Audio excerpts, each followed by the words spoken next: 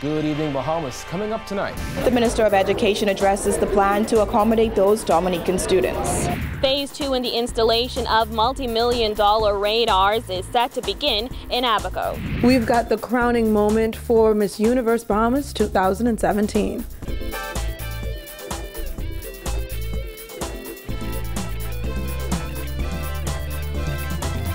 Our news is brought to you by Alive, the nation's newest and best LTE network.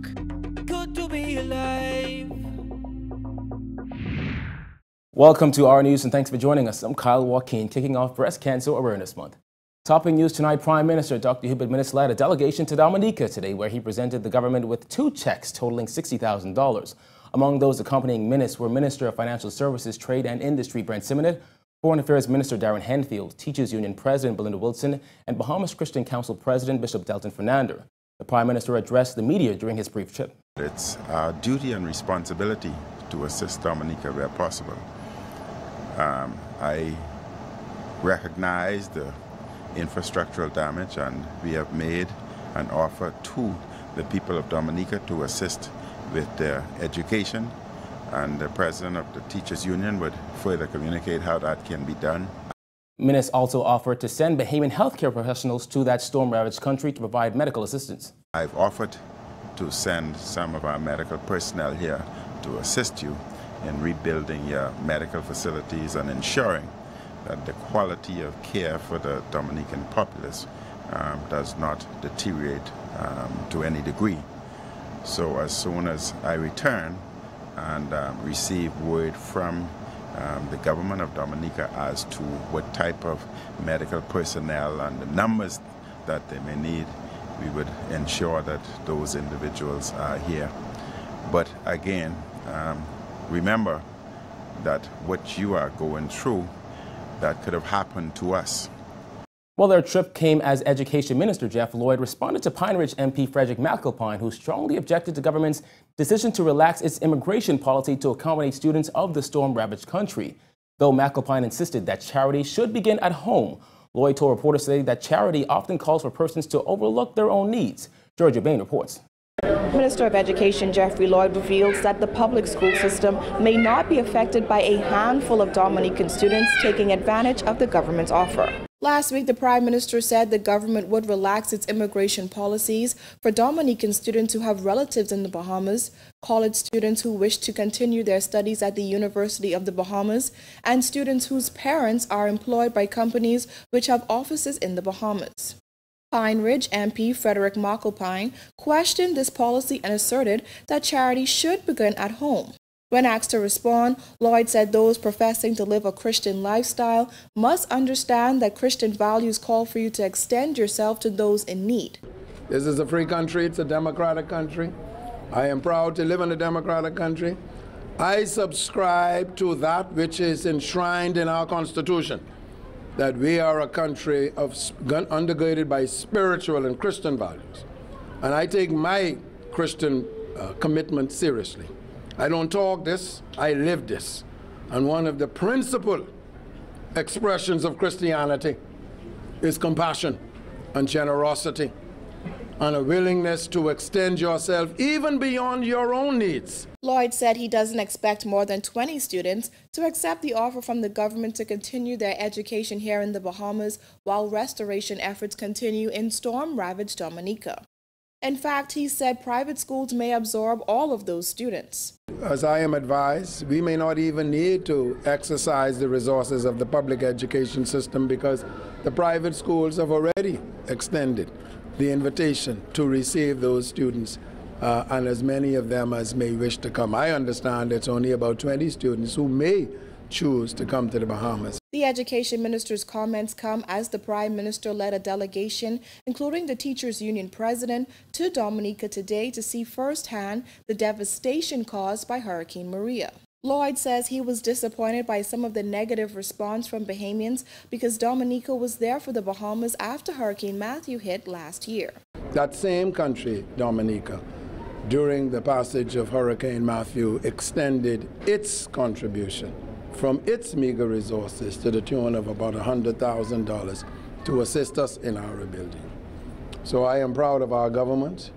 I am extraordinarily proud of the sensitivity and the Christian ethic that the Prime Minister has displayed in this regard to assist a country that is literally on its knees. Reporting for R News, I'm Georgie O'Bain. In the wake of Sidney Colley's resignation as chairman of the Free National Movement, the governing party is expected to elect a new chairman on October 19th. Colley announced plans to step down as he prepares to accept his diplomatic appointment as Bahamas ambassador to the U.S. This is the second time around. I served as ambassador to CARICOM from 2009 to 2012. It was a non-resident ambassadorship. This time, it's the ambassador to the United States and permanent representative to the Organization of American States. So it means I'm leaving home and I'm going to America where I'll represent the country. Colley must first get his instruments of appointment from Governor General Dame Marguerite Pindling, then shortly after, it'll be off to the U.S. for 5 years. As the country's ambassador to the United States and representative to the Organization of American States, Colley will work closely with the U.S. government to ensure diplomatic relations between the two countries remain strong. And after serving as the chairman of the Free National Movement for about 2 years, Colley has tendered his resignation. So just who will be his replacement? Well, there's a process. On the 19th of October, there will be an election by the council for my replacement. So we don't select anyone. There's a nomination of interested persons. The deadline for nomination is on the 12th at 5 p.m. This vote does not require a convention. As the chairman of the party is considered the mouthpiece of the organization, Colley said it's important strong candidates who are up to the task come forward. And then the election for all of the nominees, if there's more than one, which will take place on Thursday, the 19th of October at 7:30 p.m. Okay. And so I will remain chairman up until that time. So there will always be a chairman in place. Well, Colley has dismissed as a fuss about nothing the concerns raised over a sitting member of Parliament's admission that he has 2 passports. 2 weeks ago, Southern Shore's MP Frankie Campbell, while a guest on ZNS's Daryl Miller Live, was speaking of his mother's journey to the Bahamas in search of a better life and said, thankfully, he is privileged and has 2 passports. That comment has since sparked some criticism online, with people demanding an explanation. Well, the FNM chairman said they'll get it soon. I spoke to Frankie, and he will be addressing it personally. He will be dealing with that. Now, to put it into perspective, the Bahamas Constitution addresses the issue of citizenship and qualifications to be elected to the House of Assembly. Section 48 states that no person shall be qualified to be elected as a member of the House of Assembly if they are a citizen of another country other than the Bahamas, having become such a citizen voluntarily. At the moment, it is unclear whether Campbell was speaking of his diplomatic passport as a minister in addition to his regular Bahamian passport. I think it's a big to-do about nothing, and when he explained what he meant, all those negative stories will fall away. Stephen Dillard Primary School is finally open after weeks of extensive renovations costing the government an estimated $4 million. Teachers and students were scattered at 3 different satellite locations but applauded today as the Minister of Education welcomed them back to their school. Say thank you, Jesus. Say hallelujah. Minister of Education Jeff Lloyd told students, teachers, and parents about the extensive renovations. Here's what we have. 30 new general classrooms. 2, you're going to have a chance to clap in a minute. 2 preschool classrooms. A computer lab. A library. An art room. A music room. A multi-purpose room. A sick bay. Staff lounge. Student eating area. Tuck shop. Lunch pavilion. And the list of changes did not stop there. Counselor's office, senior personnel office, vice principal's office, a principal office, PE office, janitorial office, receptionist and security office. After a slight delay due to Hurricane Irma, officials have begun phase 2 in the installation of the multi-million-dollar Doppler radar network. According to Senior Deputy Director of the Department of Meteorology, Jeff Simmons, next up is the installation of a Doppler radar in Abaco. That project comes months after the radar at Lynden Pindling International Airport was brought online this summer. Jasmine Brown reports. Simmons revealing today that the radar at the Lynden Pinling International Airport is now fully operational, and officials have begun installation on a second radar in Abaco. The radar and the weather observance systems for Abaco are actually in Abaco at this time. They are. They were held up in Port Everglades with Irma, but since Irma passed, they are now on the ground. We had people there. We cleared them out of customs. They are now on the airport in Marsh Harbor. The Abaco radar is the second of 4 radars that will be installed across the Bahamas.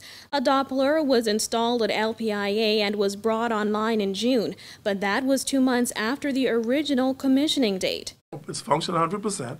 Our forecasters have full unfettered access to it, to the images and everything. So we are able to utilize it in-house at the airport.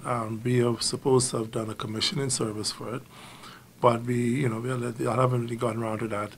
Hurricane season has been kind of busy for us. In October 2016, then Minister of Transport and Aviation Glenys Hanna Martin signed a $20 million contract with Finnish company Vaisala for the acquisition of 4 Doppler radars.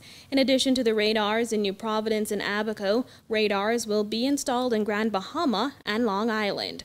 Simmons says upon completion, the entire Bahamas will be under full radar coverage. Additionally, the company will install 9 automatic weather stations that will provide real-time weather reports. We are about to start, hopefully this week or by next week, to start to put in the airport weather observance systems here in New Providence. We have installed 2 of them here in New Providence at the LPIA. Because of the design of the runways, you have 2 active runways at LPIA, so we put in 1 on each active runway. Meanwhile, the older radar system stationed on New Providence is being refurbished and upgraded to later be installed on Ragged Island. Reporting for our News, I'm Jasmine Brown. Still to come on our news, a new Miss Universe Bahamas is crowned. Stay with us.